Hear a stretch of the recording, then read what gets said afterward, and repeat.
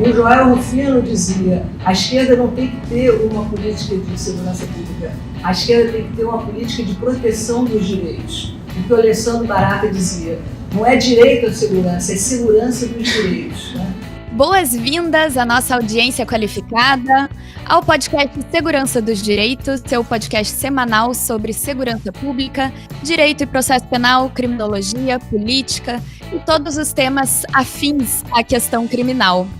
Esse é o primeiríssimo episódio da série especial Novo CPP em Debate, que vai orientar ao longo das próximas semanas discussões políticas e jurídicas acerca do projeto de lei número 8.045 de 2010, em tramitação agora na Câmara dos Deputados, e sob relatoria do deputado João Campos.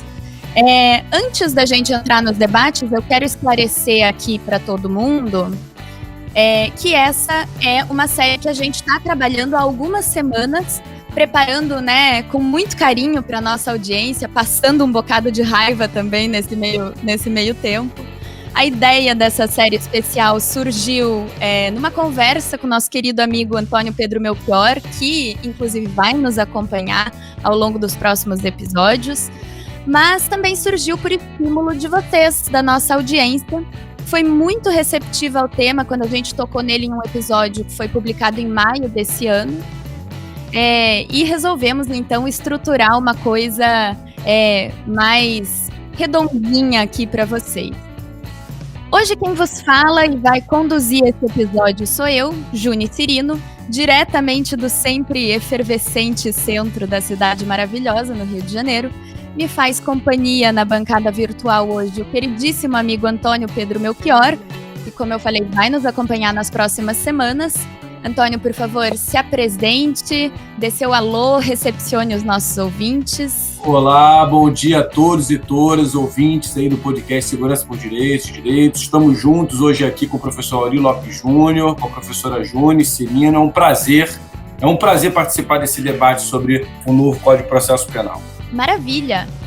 Meu querido co-anfitrião de sempre, Rafael Borges, infelizmente está ausente por questões profissionais incontornáveis, mas ele avisa que sente muitíssimo não poder participar desse primeiro episódio, especialmente considerando, né, o calibre do convidado que hoje nos honra com a sua presença. E, como já adiantou o Antônio Pedro, é o gigante do processo penal, querido Auri Lopes Júnior, que, por favor, peço que dê um alô para a nossa audiência agora também.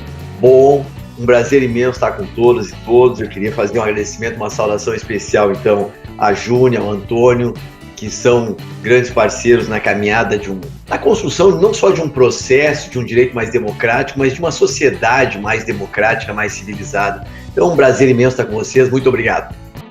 Perfeito. Essa série especial, Novo CPP em Debate, é produzida por mim, Juni Cirino dos Santos, Rafael Borges e Antônio Pedro Melchior. Tem o apoio da Seção do Rio de Janeiro, da Ordem dos Advogados do Brasil, do Grupo Prerrogativas e da SACERJ, Sociedade dos Advogados Criminais do Estado do Rio de Janeiro. Lembro a todos que estamos toda semana no seu agregador de podcasts favorito e que nossa audiência pode entrar em contato com a gente para críticas, sugestões e comentários pelo Twitter, @segdireitos, e também por e-mail no segurancadosdireitos@gmail.com. Temos também um Instagram, @segurancadosdireitos, e estamos sempre abertos a receber vocês por lá.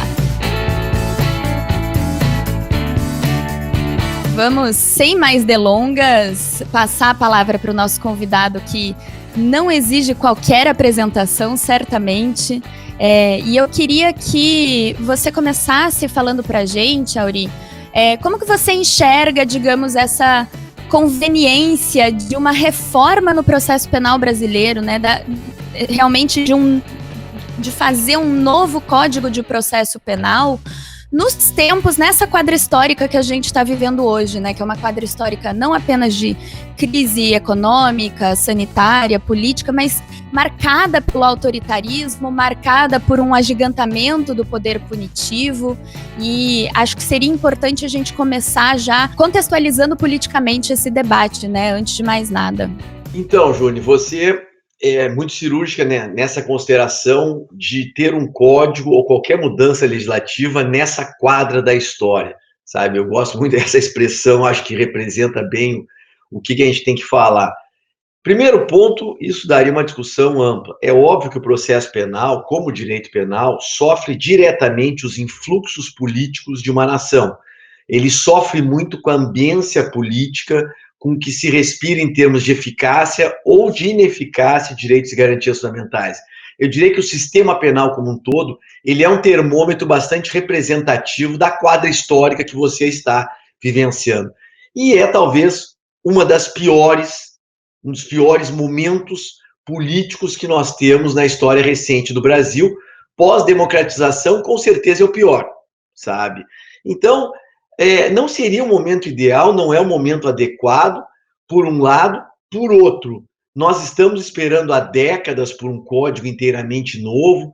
Então, é um momento, assim, de tensão máxima, em que nós estamos... Eu vou ser bem honesto com você, com o Antônio, como todos, eu estou num momento de depressão profunda com o que o Brasil tem passado e está passando. Não há como não se deprimir se você tiver consciência do que representa esse empoderamento do poder. O poder não precisa ser empoderado, o poder tem que ser limitado, demarcado, sabe? Você tem que empoderar outras coisas, que é exatamente o que um governo como esse tenta minimizar, restringir, limitar. Então, essa é uma conversa muito longa, está para além de qualquer questão político-partidária, mas sim de comunicação de um discurso de poder.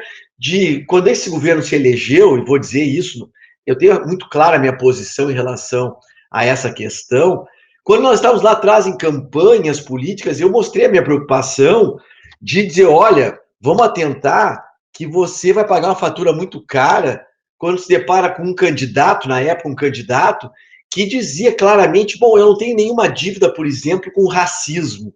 Porra, nós temos um problema de racismo estrutural gravíssimo, sabe? E que, obviamente, vai cobrar um preço lá no processo penal, lá no direito penal, lá na atuação da polícia. Quer dizer, o racismo começa a se manifestar no sistema criminal, na abordagem policial, e vai se retroalimentar, e o juiz, como diz o Schumann, num outro contexto, mas ele é apenas um terceiro manipulado, muitas vezes, neste contexto de um racismo estrutural que se reproduz no sistema punitivo todo. Então, um governo que começa se elegendo, olha, não tem nenhuma dívida com racismo, porra, já é um péssimo sinalizador. Vamos acabar com esse mimimi do feminismo. Porra, você tem um outro problema seríssimo, sabe? De falta total de equilíbrio de gênero, sabe? De discriminação, sim, de gênero efetiva, está aí. Assistimos recentemente, de forma lamentável, uma sessão de um tribunal com uma desembargadora, que eu já presto a minha homenagem aqui, a desembargadora Simone, sabe? Você tem um quadro sensível ao extremo, e um governo que se elege dizendo, não, isso não existe, o mimimi dos direitos humanos. Então, assim, é o pior cenário para você querer mexer no código. E vou dizer mais, li, ainda esses dias conversando com o Antônio, né, vamos falar sobre o projeto código, eu disse, bom, qual projeto? Porque você tem tantos arremedos que é difícil até você acompanhar qual é a redação que está sendo discutida.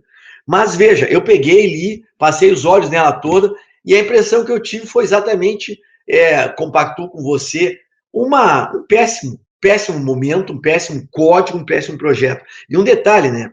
A origem disso aqui, o 8045, que vem lá do PLS 156 do Senado, porra, prometia uma coisa melhor.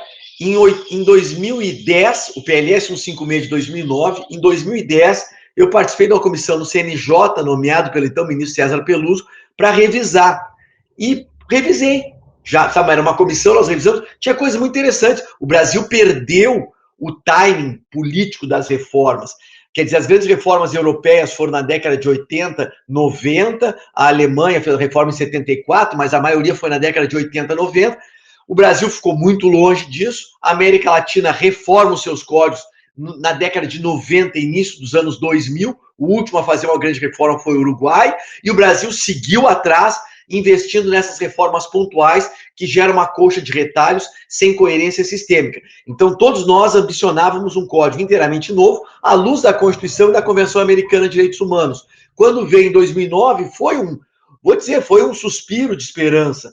mas de 2009, 10 a 2021, se perdeu muita coisa, entraram outros influxos políticos autoritários péssimos. Então, em suma, o ambiente não é bom, o cenário é péssimo, a ambiência política é péssima, e o que está vindo é ruim. Muito ruim.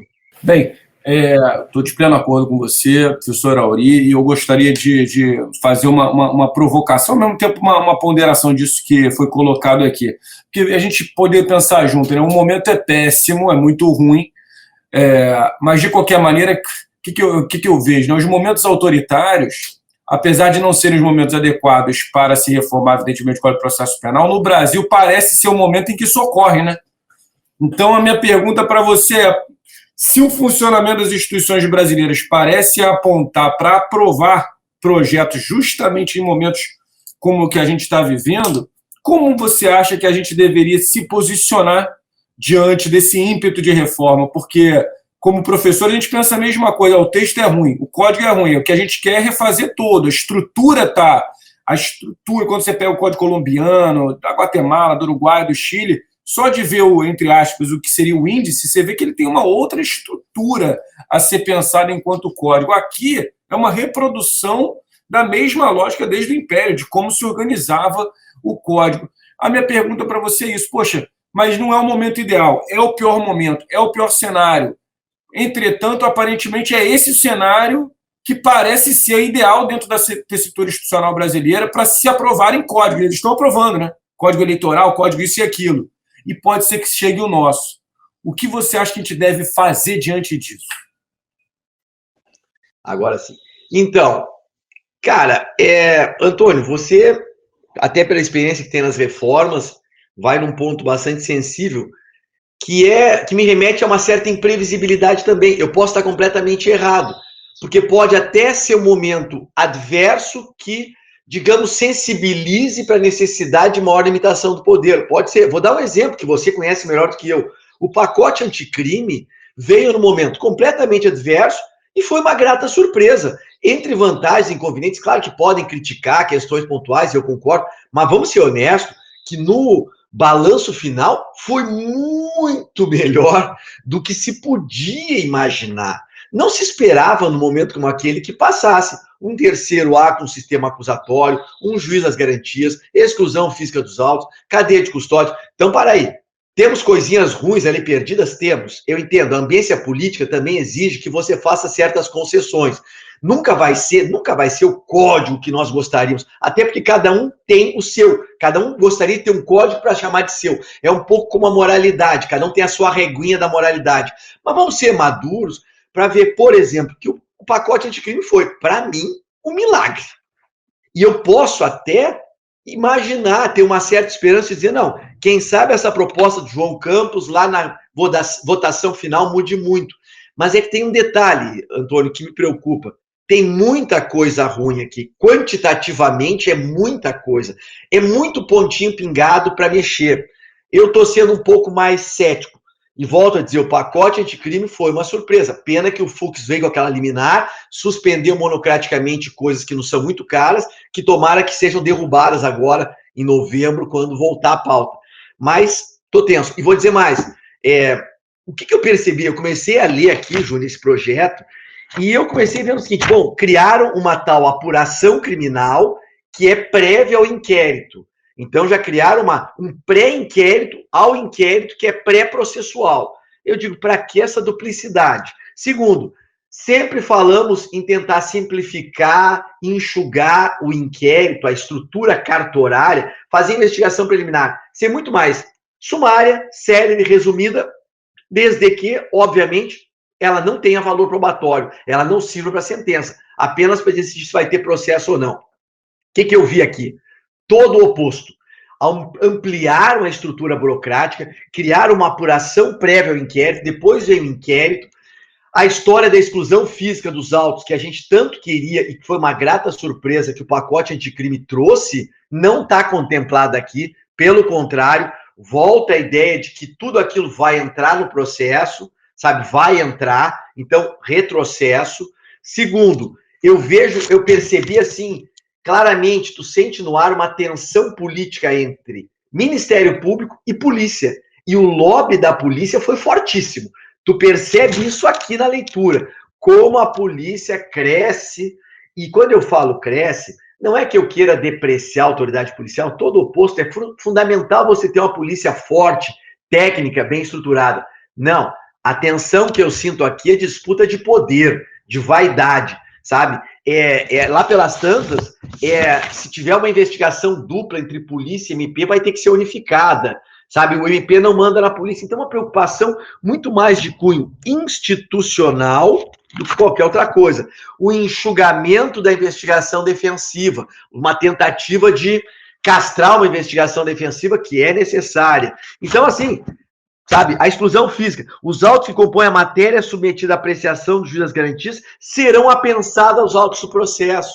É exatamente o contrário do que a gente estava conseguindo com o pacote anticrime, que era o não serão apensados. Isso aqui é lobby da polícia, sabe, até talvez o lobby do MP junto, mas muito preocupante, muito preocupante. Então, assim, tem mais uma série de coisas que a gente vai vendo. Sistema acusatório. Porra, sistema acusatório é um problema sério. Mas não dá para você dizer assim, ó, este código terá uma estrutura acusatória, ou melhor, terá estrutura acusatória nos limites do código. Bom, então é o que você quiser. Só me permite só uma parte muito rápida, Júnior, até para você, de repente, fazer aquela pergunta que o doutor Rafael deixou para a gente, né? A respeito da questão da polícia, que eu acho que é um bom link. Mas a pergunta rápida é o seguinte, professor Auri, o que aconteceu recentemente? Aí é bom para os nossos ouvintes também estarem ligados, né? Tem o grupo de trabalho que está sendo coordenado pela deputada Margarete, e eles já estão no artigo 14. Então, só para ficar a notícia, o 4º já foi alterado e voltou, Auri, para aquela redação anterior, dizendo que o juiz não pode se substituir o órgão da acusação e ainda melhorou um pouco, nem pode complementá-lo. Então, assim, a grande questão é como que a gente vai intervindo ao mesmo tempo sem uma sistematicidade, né? De maneira que a gente ganha num artigo, mas lá na frente tem poder de ofício do juiz. Então, como é que fica isso? Aí vira uma bagunça o código, né? Para você ver, né? Essa advertência que você fez agora, Antônio, de que, bom, já mudou o artigo 4º, ótimo. Eu tinha visto essa alternativa, não sabia se tinha passado, o que eu imprimi não tinha. Então, por exemplo, você está me dizendo algo que é importante, vedada, porque assim, ó, cara, eu tô ficando velho, a gente vai ficando cansado, é difícil. Primeiro ponto, não adianta nada mudar código se não mudar cultura, se não mudar cabeças. Antigamente, a gente acreditava muito nisso. Vamos mudar a lei. Eu já estou um pouco mais cético.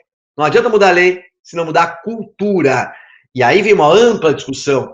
Quem é a magistratura brasileira? Quem é o Ministério Público brasileiro, sabe? É uma classe média, branca, sabe? Que vai cobrar um preço em termos de postura. Segundo, não adianta a gente fazer uma grande reforma dessa aqui e o STJ, que é a questão cultura jurídica, o STJ, se agarrar numa relativização e acaba, sabe? O Brasil é o único país do mundo que você pode ter uma lei aprovada, sancionada e que ela pega ou não pega. Como assim pega ou não pega? Tá aí o 212, pega ou não pega? Não pegou. Como não pegou? Relativizou e acabou. Então, assim, a questão do sistema acusatório, se você colocar lá, vedada a substituição, eu já estou vendo o STJ discutindo, olha, substituiu, mas substituiu pouquinho, não vejo prejuízo. Se meter o prejuízo, acabou. Se botar isso aí, acabou. Então, vedada a substituição e a complementação já nos ajuda, mas nada vai funcionar se o STJ não tiver consciência do seu lugar. E outra, se a gente pegar esse projeto e for lá no capítulo das nulidades, aí você se apavora. Por quê? Porque ele crava pé no princípio do prejuízo, da instrumentalidade das formas, na ausência de uma presunção de prejuízo, que a parte tem que demonstrar concretamente, ou seja, civilismo, a praga da teoria geral do processo, cobrando um preço aqui. Então, estou preocupado, estou muito preocupado com isso. É uma situação curiosa, né? E assim, fazendo um resgate do que você já vinha falando antes, me parece que, ao passo que a gente parece estar andando na contramão, digamos, do cenário mundial em termos de reformas no processo penal, a gente está, né, enfrentando essa situação muito curiosa de um Código de Processo Penal que talvez, justamente por conta desse embate que para a gente, pelo menos, é bastante claro, entre as forças policiais e o Ministério Público, acaba abrindo espaço para alguns dispositivos que são muito interessantes, né, que são até bastante representativos de algum avanço dentro do Código de Processo Penal.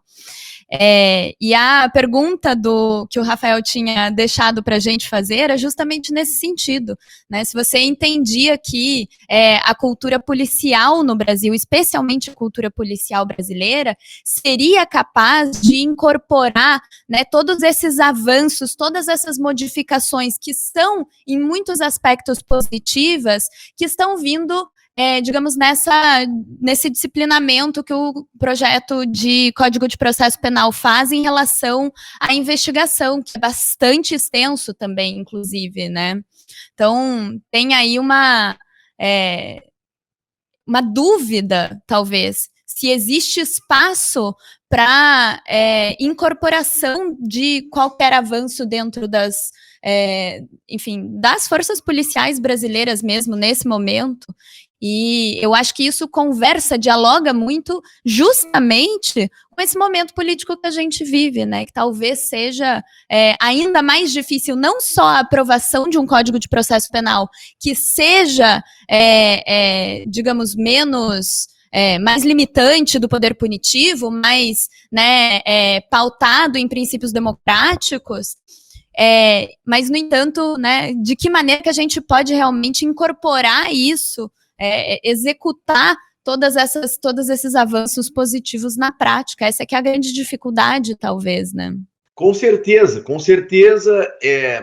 Talvez um grande ponto seja o problema da cultura autoritária e de um autoritarismo que permeia. E eu vou dizer mais, eu ando olhando muito para os lados, fora do direito, saindo da nossa bolha jurídica, e pensando, meu Deus, como é que uma democracia jovem pode realmente começar a ruir dessa maneira?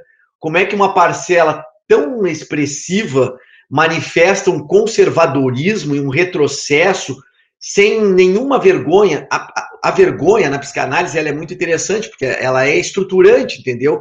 Ela é importante, mas parece que se perdeu completamente a vergonha. Quer dizer, as pessoas vão para a rua com um cartaz pedindo uma intervenção militar, um povo que pede para ser oprimido, sabe? Eu ando muito, muito deprimido, muito, muito preocupado, muito tenso com isso, e obviamente, voltando àquela fala inicial, você vai gerar um empoderamento do poder, que é um grande erro. Poder não precisa ser fortalecido ainda mais, senão limitado, demarcado claramente. Óbvio que eu preciso ter polícia forte não é a polícia que mata mais, não é a polícia que bate mais, sabe? É a polícia que tem qualidade e que conquista o seu respeito pela qualidade e credibilidade junto às pessoas. Não é um poder que se impõe pela porrada, não é pelo coturno. Então, assim, esse empoderamento coturno, como eu chamo, cara, pode parecer um lugar comum, eu posso estar sendo repetitivo nisso, mas é um núcleo fundante que vai nos impedir de caminhar para uma libertação. Uma caminhada que significa dizer, eu tenho o direito de ser quem eu e permanecer sendo quem eu bem entender, aquilo que os espanhóis falam na Constituição de el libre desarrollo de la personalidade, quer dizer, o direito de livremente desenvolver, manifestar a minha personalidade, óbvio que dentro do limite da lei. Não, velho, nós temos discriminações de todas as espécies, cada vez mais robustecidas, e um país pobre, de periferia como o nosso, que é um país periférico, isso é muito tenso. Então, em suma, se eu tenho muita esperança, não tenho muito. Nós precisamos realmente partir para investir nessa meninada nova que está aí, que vai ser a polícia de amanhã, o juiz, o Ministério Público, até o coturno amanhã, para que eles tenham consciência de qual é o seu lugar, e mais, que eles têm que servir, porque o poder serve ao povo, e não escraviza o seu povo,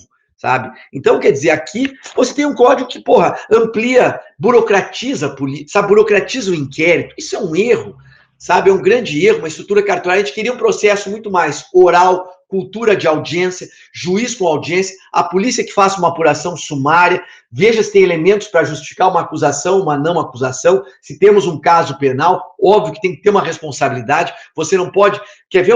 Vou sair um pouquinho do tema. Nós, no Brasil, queremos ampliar cada vez mais espaço negocial quase que passou o plea bargain à la Moro, que seria uma tragédia total, sabe? Foi uma tragédia. O pacote anticrime conseguiu castrar isso e colocou um acordo de não persecução penal que ampliou o espaço negocial, mas ainda no limite do razoável, do tolerável, do administrável. Claro que o acordo de não persecução tem os seus problemas, tem, mas ainda é infinitamente melhor do que um plea bargain à la Moro, sabe? Agora a gente no Brasil não consegue se dar conta do seguinte, se os juízes e tribunais não dão conta da imensa demanda que tem, você não tem que... É como se fosse uma torneira aberta, vazando água, sabe? É um bem precioso a água. Você, ao invés de ir lá e consertar o vazamento e fechar e resolver, você quer ampliar o tamanho da caixa d'água, para que o vazamento cada vez tenha mais caixa d'água. O que eu quero dizer? Porra, não é uma questão de ampliar a negociação porque os tribunais e juízes não dão conta, senão perceber que nós banalizamos o direito penal, que tudo é direito penal, que está errado isso aqui, que você tem que enxugar o direito penal, fazer uma análise séria da crise do bem jurídico, acabar com lei de contravenções penais, trabalhar numa outra dimensão ali. Ponto 1.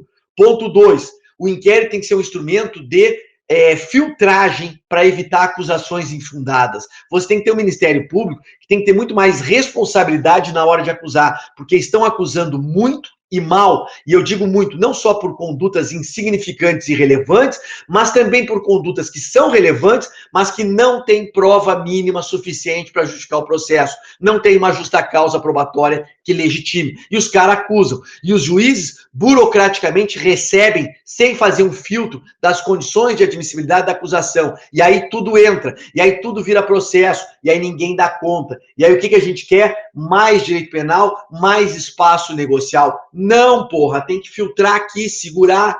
Se nós tivéssemos uma anamnese séria, você diminuía uma quantidade significativa de acusações que geram processos infundados. E um detalhe, só para encerrar, enquanto a gente está perdendo tempo com coisas que não têm genericamente uma justa causa, o estupro grave, o feminicídio, o crime de homicídio, o roubo com emprego de arma de fogo, o crime grave está parado na prateleira, porque você está perdendo tempo com coisas que não justificam.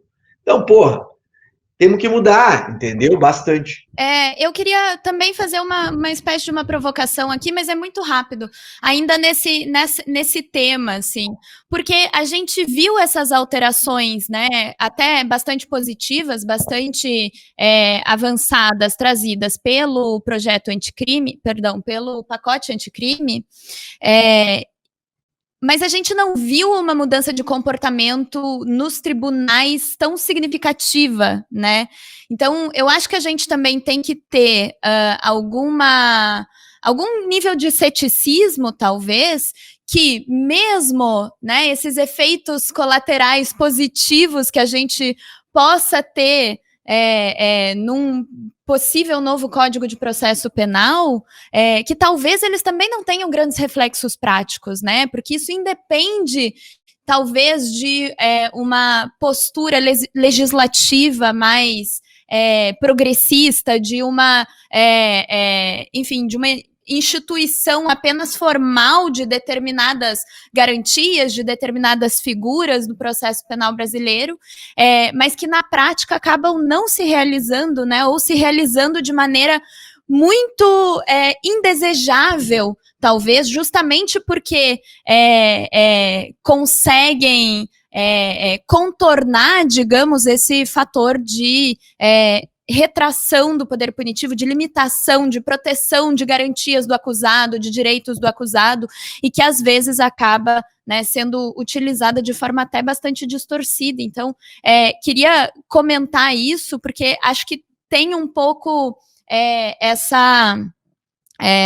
enfim, esse grau de ceticismo que a gente precisa ter, mesmo com aquilo que é benéfico que possa vir a nível legislativo com esse novo Código de Processo Penal. E eu queria saber do professor Auri o seguinte, professor, nesse ponto da negociação, a gente teve junto, né, teve a oportunidade de juntos ir ao Uruguai, ir ao Chile. E eu gostaria que, se possível, você definisse aí para os nossos, né, estudantes, pesquisadores e ouvintes, se existe uma diferença entre a estrutura do modelo acusatório e, vamos dizer assim, uma neoliberalização do processo penal e como a negociação entra aí. Porque, o que eu quero dizer com isso? Algumas pessoas parecem compreender o modelo acusatório e a negociação criminal como algo estrutural dentro do modelo e que precisa ser, de certa maneira, tocado da maneira com que a gente viu. O pouco que eu já tive a oportunidade de lhe ouvir falar sobre isso, você tem um posicionamento que você colocou agora, acho que a gente poderia retomar muito brevemente isso, que é fazer essa diferenciação, né? O que é a negociação criminal no modelo acusatório, o que é, na verdade, uma saída neoliberal para gerir os indesejáveis por meio da negociação criminal, ou seja, por meio da pena sem processo, como a gente poderia sair dessa encruzilhada, né? Isso é uma primeira questão. E a outra que está ligada a isso é o que você acha da audiência intermediária, se seria possível, seria bom algo que fortalecesse esse controle da acusação, que me parece que não tem, né, no processo penal brasileiro. Hoje, a fase da admissibilidade da acusação, ela é Bem, entende-se que aquilo ali não é nenhuma decisão, né, é um mero despacho. Isso daí já diz muito do que se pensa desse momento, que é o controle da admissibilidade de uma acusação. Então, seriam essas duas perguntas, né? Ligada à negociação, neoliberalismo, modelo acusatório. Vamos deixar claro o que é um modelo acusatório e como a negociação deve ser encarada e como você vê, vamos dizer assim, esse dispositivo de aperfeiçoamento do controle da acusação, que seria a audiência intermediária dos modelos reformados. Vamos começar, Júnior. Primeira questão, concordo com você e acho que se a gente fizer uma anamnese séria sobre um ano, a gente escreveu uma obra, Ana Cláudia Pinho, de Bastos de Pinho, né? A Ana Cláudia, Claudinha, minha amiga, professora da Universidade Federal do Pará, maravilhosa. Eu, ela e Alexandre Moraes da Rosa fizemos um livrinho pequeno que foi uma análise do um ano do pacote anticrime, uma análise de impacto, de eficácia um ano depois. Ou seja, a gente no Brasil não faz uma análise séria do impacto penal das mudanças legislativas prévias à lei, a gente não faz e tinha que fazer. Ninguém fez um estudo sério, por exemplo, do impacto de um plea bargain que o Moro queria, o que isso ia gerar, e ao mesmo tempo a gente não faz um laboratório de acompanhamento de implementação das mudanças feitas. Ou seja, você tem a mudança legislativa, se para de fazer uma análise daquela implementação. Devia se fazer, o CNJ devia ter um laboratório constante de análise do impacto das reformas para corrigir prumos e rumos, sabe? E aí você diz, e o pacote de crime? O que nós vimos? Uma série de questões já ficando de lado, uma relativização da quebra da cadeia de custódia, uma flexibilização da quebra da cadeia de custódia que vai acabar com o Instituto da Cadeia de Custódia, um sistema acusatório que o Fux suspendeu, mas os tribunais também já começaram a dar uma temperada, sabe? Cara, imagina, Júnior, olha que coisa louca, algumas semanas atrás, e já esse ano a gente viu isso várias vezes, brigas em audiência de juízes que não aceitam o silêncio seletivo. Porra, é uma coisa primária. Eu tenho o direito de falar, de não falar, no todo ou em parte, interrogatório, é momento meu de defesa, senta e me ouve, sabe? E o cara, não vou admitir. Mas o que é isso? É sintoma de uma doença judiciária gravíssima. Então, concordo, é um problema, sim, cultural, sério, e que pode comprometer toda e qualquer reforma. Se não mudar a cabeça, não adianta. Antônio, problema do plea bargain. Cara, esse é um tema, longo, tenso, sabe, também. São duas questões, né? Que a Júlia trouxe e nós tínhamos que fazer uma ampla discussão sobre cultura, reflexo e implementação. Seria fantástico também.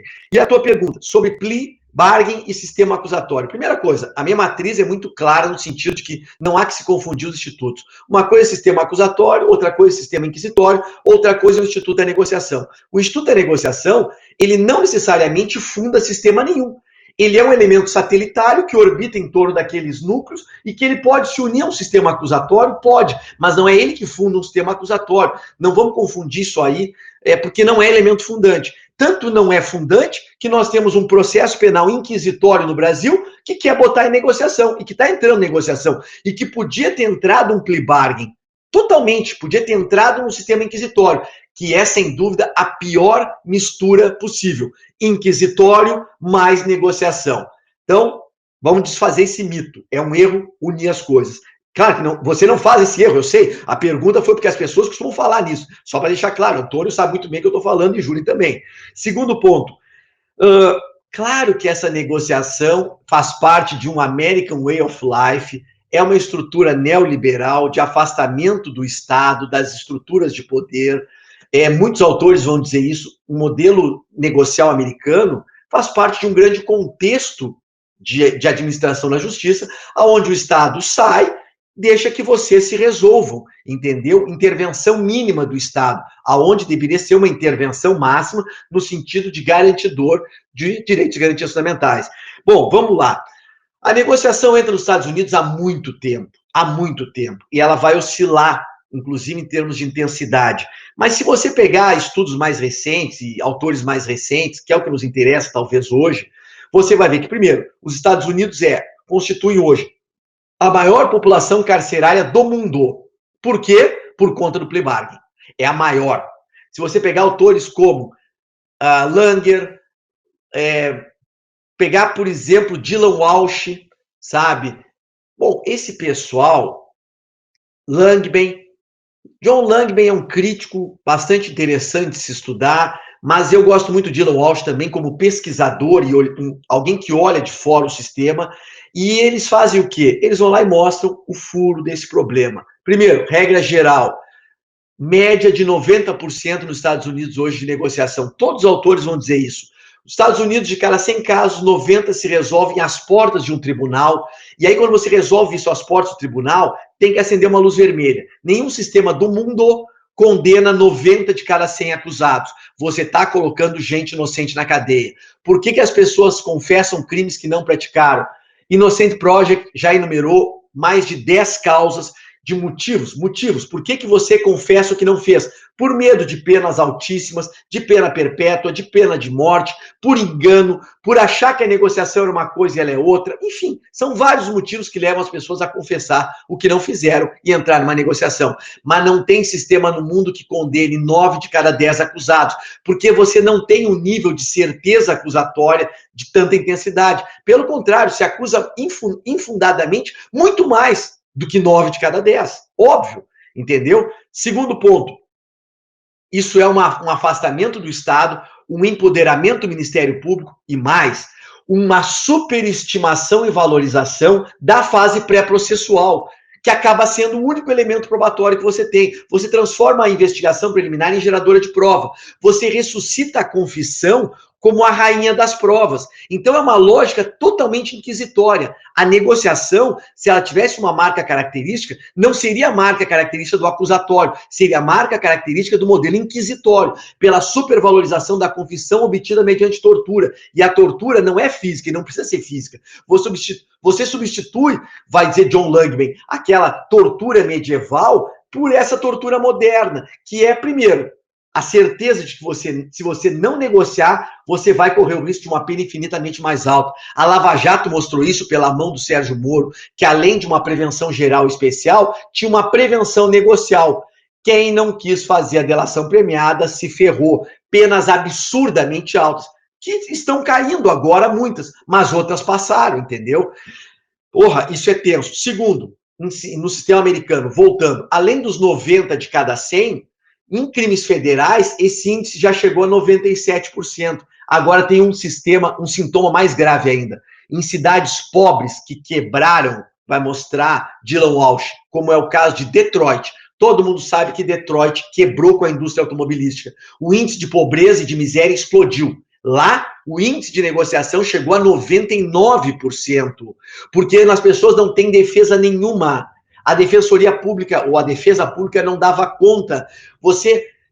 Tem uma metáfora do Dylan Walsh que ele diz assim, ó, o sistema americano foi criando um processo tão bom, e até certo ponto bom, sabe, com um sistema de júri, de exclusionary rules, de regras probatórias, tão bem feito, tão bom, mas tão caro, tão pesado, tão oneroso, que é como um Cadillac, aquele carrão americano imenso e beberrão. Não dá para todo mundo andar de Cadillac. Então, o que você faz? Somente uma parcela mínima vai ter acesso a esse carrão luxuoso. Mais de 90% vai queimar na fogueira. Para que 3 ou 4% possam desfrutar de um processo tão bom e tão caro. Isso faz parte de uma cultura economicista americana, de um American Way of Life, de um neoliberalismo. Porra, isso para nós, país sul-americano, de periferia, pobre, com discrepâncias econômicas e sociais violentas, é um veneno. É um veneno. A negociação, até certo ponto, ela pode ser um remédio. Ela pode te ajudar um pouco. Mas se você passar da dose, é veneno, mata. Modelo sem limite de pena, num país como o nosso, é veneno. E por último, é claro que as pessoas acham aquilo ali tudo lindo e não se dão conta que faz parte também de uma estrutura social que tem que ser concebida uma perspectiva antropológica, que é a da hiperaceleração.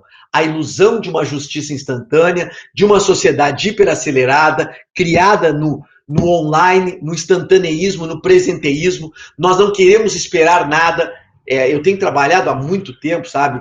O problema, a influência do tempo no direito, que é o tempo da sociedade, o tempo do direito e as dinâmicas de tempo. Isso começa lá com relatividade einsteiniana e rompimento do paradigma newtoniano e vai chegar na tua modernidade líquida do Bauman, mas vai passar por uma série de outras questões que a gente não compreende o peso disso. Onde é que eu quero chegar? Uma sociedade que não quer esperar o tempo do direito e o tempo do processo e que acha lindo uma justiça instantânea. E a negociação te dá isso. É uma ilusão de justiça instantânea. Desculpa, cara, é o problema de professor mesmo. A gente acaba falando demais. Velho, isso aqui é a metáfora einsteiniana do difícil equilíbrio do ciclista. Sabe, o tempo do direito é como o equilíbrio do ciclista. Se você for devagar demais, você cai da bicicleta, você não para em pé. Agora, se você resolver descer uma ladeira que tem quase 60, 70 graus de bicicleta, sabe, a milhão, você vai quebrar, vai cair, vai quebrar a cara. Leia-se, se você acelerar demais o processo, você atropela direitos e garantias fundamentais e você mata as pessoas. Então, nem tanto a ladeira voando de bicicleta e nem ficar parado em cima. Vamos achar um equilíbrio na duração razoável e vamos fazer uma recusa aos extremos. Uma recusa aos extremos. E um dos extremos preocupantes é a ilusão de uma justiça instantânea, seja pela via da negociação, ou seja pela via da aceleração procedimental, ou seja pela ilusão da prisão cautelar. A prisão cautelar é banalizada porque ilusão de retribuição imediata. Prende agora, porque eu não sei se amanhã ou depois vai ter pena, mas eu preciso gozar nesse momento, sabe? Então, porra, é pesado. Sabe quando eu fui para a Espanha estudar, fazer meu doutorado em 1996? Nem é bom falar porque parece que eu sou velho, né? Mas em 96 eu cheguei lá e eu não consegui entender, Antônio, o que era a chamada fase intermédia. Que porra é essa de fase intermédia? É o grande problema de quem vai estudar direito comparado e tenta colocar dentro do seu olhar nacional. Eu demorei vários meses para aprender na porrada que eu não podia olhar para o direito europeu com o olhar de um brasileiro, porque não dava certo. Aí, quando eu entendi o que era uma fase intermediária, eu me dei conta, porra, os caras estão anos-luz à nossa frente. Isso que o Código de Processo Penal, a Lei de Enjuiciamento Criminal Espanhola, é de 1868, se eu não me engano. 88, é uma coisa, 1880 e pouco, sabe? Porra, velho. É claro que eu tenho que ter uma fase intermediária oral, que a gente não tem no Brasil, com cultura de oralidade, cultura de audiência, que seria muito importante. Você tem isso em Portugal, você tem isso também na Itália, de alguma maneira, sabe? Bem rápido para as pessoas entenderem. Fez a investigação preliminar, que tem que ser sumária, rápida. Bom, o juiz tem que marcar uma audiência. Tem que ser el juez garante, pode ser o juiz das garantias, sabe, ele judice per lendade preliminar, que seja, desde que não seja o mesmo juiz do processo. Nessa audiência, o que se faz? É simples. O juiz senta lá e diz, bom, Ministério Público, você tem um caso penal, o que você tem? Olha, eu quero oferecer uma acusação contra o Mané da Silva, por isso eu tenho que trazer elementos. Defesa, o que você tem? Não, este caso não tem fundamento, não tem justa causa, por isso. Dependendo do sistema, se eu não me engano, eu teria que pegar o modelo aqui, mas se eu não me engano, Portugal admite, inclusive, que nessa audiência você possa ouvir testemunhas. Se eu não me engano, tem um limite de 3 ou 5 testemunhas, eu não me lembro exatamente, mas pode ter testemunha. Por quê? Que é para o juiz decidir naquele momento, ali, oralmente, ouvindo, se eu vou receber ou não a tua acusação. Isso é um momento crucial para filtragem, acabar com a postura burocrática. Então, em suma, é claro que nós precisamos ter, só que assim, precisamos ter cultura de oralidade e cultura de audiência. E um detalhe só, além da fase intermediária, eu preciso entender o que é el juízo oral. O que é o juízo oral?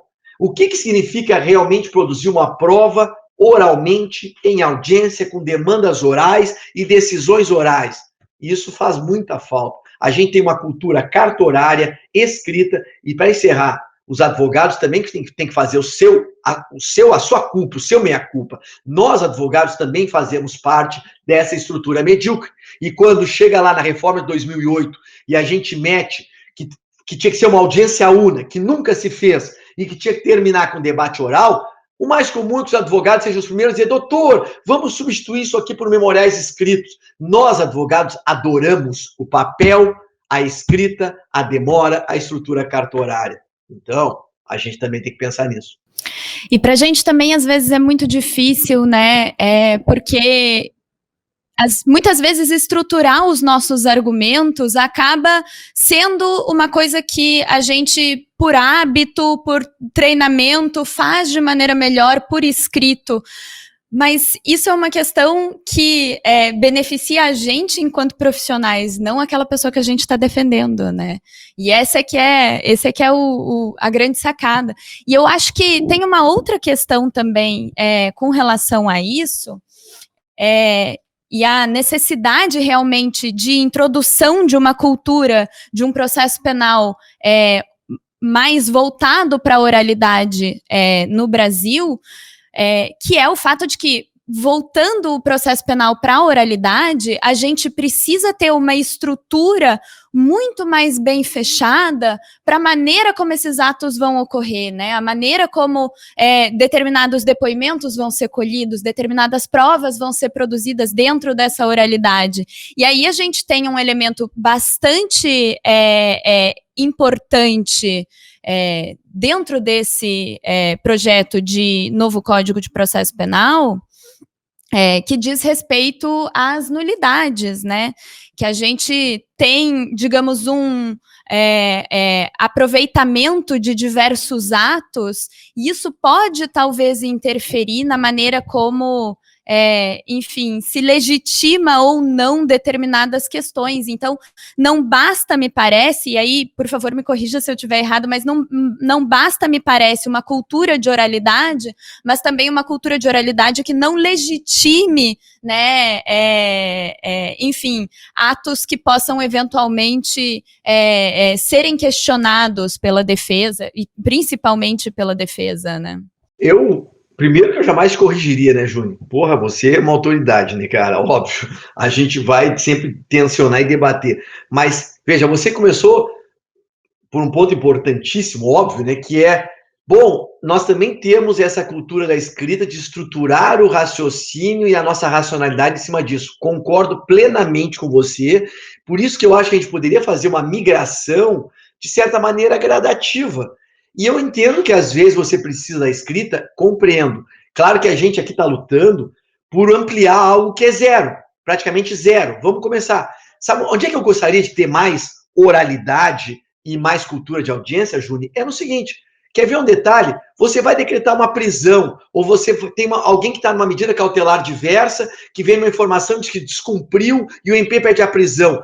Por que a gente não aprende a fazer não só o contraditório que está no 282, que não se efetiva nunca, mas um contraditório que significa aprender a ouvir, porque o contraditório ele é super complexo. Não é só igualdade de armas, oportunidade, mas também a igualdade cognitiva e a cultura de audição por parte do julgador. Por que o juiz não marca uma audiência, porra? E não ouve? E chega lá e diz: olha, senhora Juni, a senhora estava numa prisão domiciliar e o Ministério Público disse que a senhora saiu de casa às 3 da manhã e foi pega na rua. O que aconteceu? Não, eu saí porque eu estava doente, sei lá. Eu já tive uma situação que o cara foi levar a mulher grávida no hospital às 4 da manhã, sabe? Queriam prender o cara, porque não sabiam dessa situação. Por quê? Porque não fazem uma audiência, sabe? Faz uma audiência e aí tu explica. E o juiz diz: tá bom, interessante o que a senhora está dizendo. Não faça, então, dentro do possível, cumpra. Ou seja, oral. Faz cultura de audiência para incidentes o tempo todo. Te entendo. Se você me disser, Auri, processos complexos, alegações finais, né, memoriais escritos são necessários, tudo bem, te entendo. Mas quantas coisas antes a gente não podia decidir esses incidentes em audiência? Audiência. peça uma audiência, sabe? A verdade é que a realidade material do processo penal brasileiro é que não é de processos muito complexos, né? Essa que é a verdade. Claro, tem uma imensa massa de coisas que são, sabe? E outra coisa, por que eu quero tanto audiência, cultura e contato com o juiz? Porque eu quero resgatar o caráter antropológico do direito penal e do processo penal. Eu quero o contato pessoal de juiz com acusado. Eu quero resgatar esse vínculo humano de que o juiz está julgando alguém e este alguém tem direito de falar com quem vai julgar ele, entendeu? De tu olhar no olho, do juiz sentir o cheiro. Por que nós temos... E aí faz parte também de uma postura neoliberal coisificante, onde nós coisificamos o acusado. Cara, é muito fácil você fazer o mal à distância na frieza do papel ou do computador, do online. Eu quero ver no olho, na audiência, onde você vai ver que é alguém, é um ser no mundo que está ali, sabe?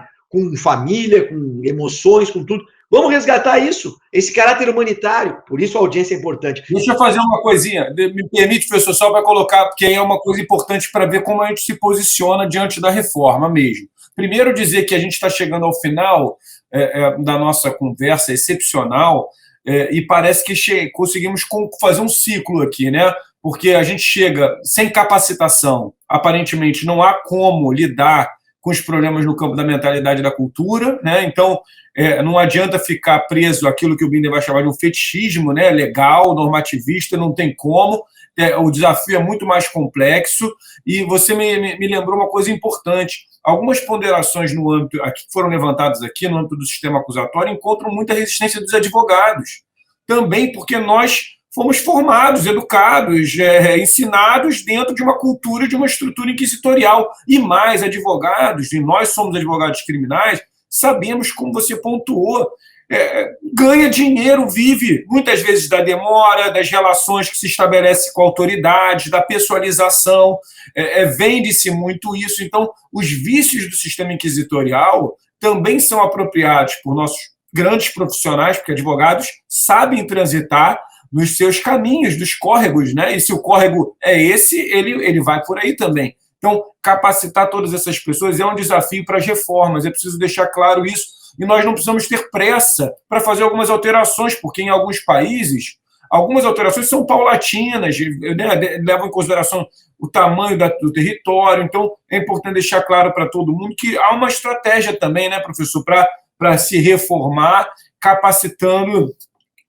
as pessoas. Mas, realmente, a minha última dúvida para passar para você, para a Júnior, é se a gente precisa de uma audiência e a gente precisa dessa audiência oral, a boa notícia também é que no texto do juiz de garantias ficou decidido na última reunião, professor, que ia ser mantido o texto do pacote anticrime, já alertado, então, do retrocesso aí no campo da exclusão do inquérito, essas coisas que não podem, e do recebimento da denúncia, né? Que ele muda e bota no juiz das garantias o recebimento da denúncia, matando a lógica do juiz de garantias. Mas a minha pergunta, a minha objetiva sabemos da resistência dos problemas relacionados às audiências por videoconferência, especialmente quando envolve direitos do preso, né? Agora, seria possível implementar a oralidade para resolução de questões incidentais no processo e várias outras por meio de audiências por videoconferência, na sua opinião? Audiências virtuais, traria mais fácil, porque talvez esse seja um bom argumento, né, professor? Olha, você não quer desburocratizar? Você não quer que fique mais barato? Você não é a favor de acabar, entre aspas, a impunidade? Não? Um prazo hoje de resposta à acusação é 10 dias, salvo engano, mais não sei quanto tempo do processo eletrônico. Demora quase um mês até o cara abrir a intimação, ou seja, é contra o que eles querem. Aí eu te pergunto, é um caminho? A gente poderia prever racionalmente o uso das audiências virtuais para assegurar a oralidade e dar maior dinâmica, dialética e debate no âmbito do processo? Essa é a minha pergunta aí, porque eu não poderia deixar de inserir essa questão da audiência virtual, né, que é um problema hoje. Cara, eu só queria terminar que eu não respondi uma questão que a Júnior falou bem relevante sobre nulidades. Eu diria assim, fazendo uma metáfora, que não é para ninguém se ofender, mas é uma metáfora para mim de um câncer, entendeu? É um câncer porque vai ter metástase. Às vezes a gente resolve aqui e explode lá. Tudo por quê? Porque a gente não consegue curar realmente o câncer. O câncer é não temos uma estrutura de nulidades, porque nós não compreendemos, nós todos, né, no Brasil, nós não compreendemos, para mim, uma regra que é básica. Forma é garantia, forma é limite de poder, forma é legalidade. Quando você dilui forma, você permite um esparramo do poder, uma ampliação dos espaços impróprios e discricionários. Então, nós temos um câncer. Nós temos um sistema de nulidades à la carte. Quando é que é nulo? Quando o tribunal quer, para quem ele quer, na extensão que ele quer. Porra, isso é um problema seríssimo, sabe? Gravíssimo. Seria, sem dúvida nenhuma, para mim, o ponto nevrálgico é a ausência de um sistema de nulidades estruturados a partir das categorias jurídicas próprias do processo penal, sem importação de categorias do processo civil ou do direito civil, porque essa história do prejuízo e principalmente da própria preclusão vem lá do direito civil, sabe? Então é uma coisa absurda. Então fechei, Juni, tem razão, claro. Assim, Antônio, cara, sabe que às vezes a gente precisa fazer concessões, sabe? Não adianta a gente ficar no extremismo. Vamos entrar na lógica de que, bom, hoje nós não temos audiência, nada. Não se tem audiência, não se tem cultura de contato, de oralidade, não tem. O ideal seria ter tudo.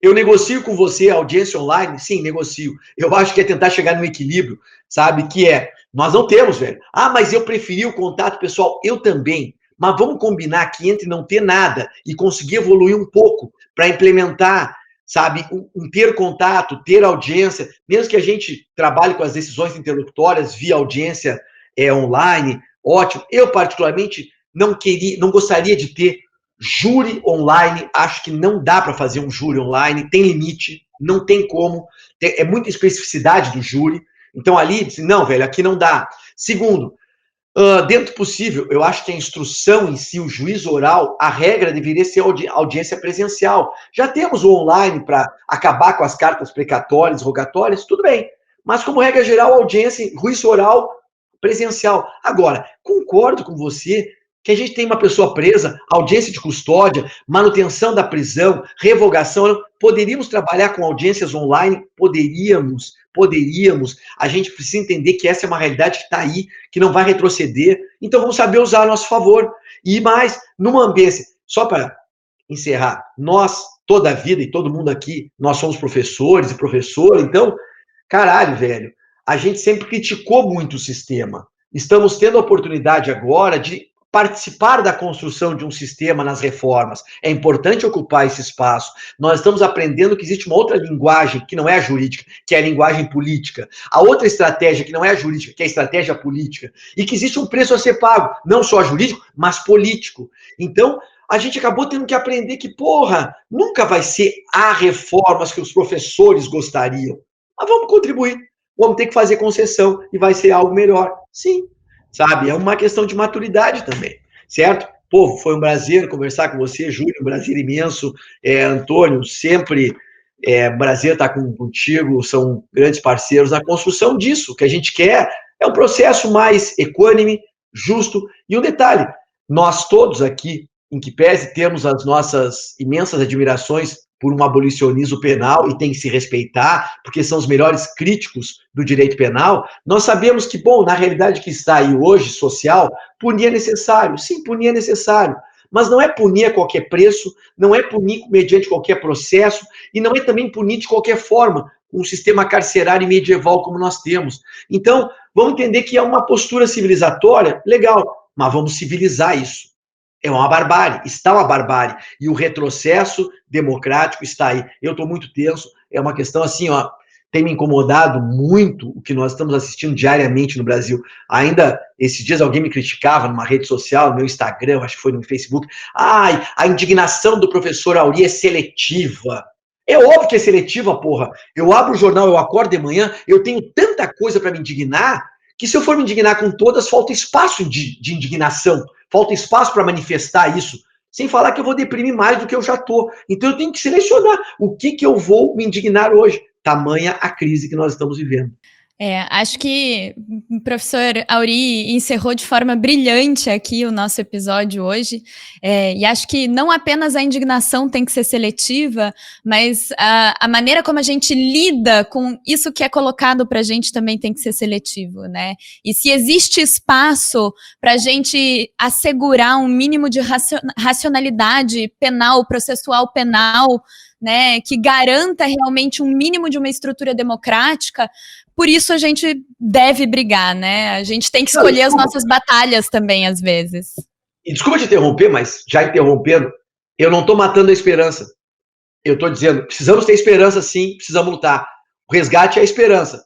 Vamos ter que investir mais, sabe? Mas não vamos dizer que está tudo bem, porque não está tudo bem. Mas vamos ter esperança, vamos lutar. Exato, perfeito. Eu vou passar a palavra, então, para o querido Antônio Pedro se despedir da nossa audiência e o professor Aury, uma breve despedida também, e aí encerramos.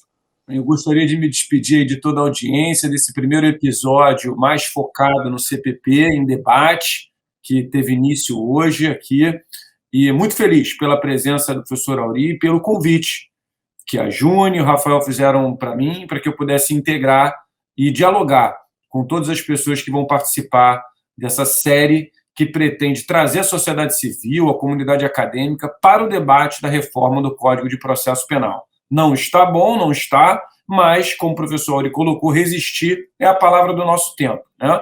Então, estamos aqui, vamos debater, queremos debater e faremos isso. Obrigado aí, Júnior. Obrigado, Rafael e todos do podcast.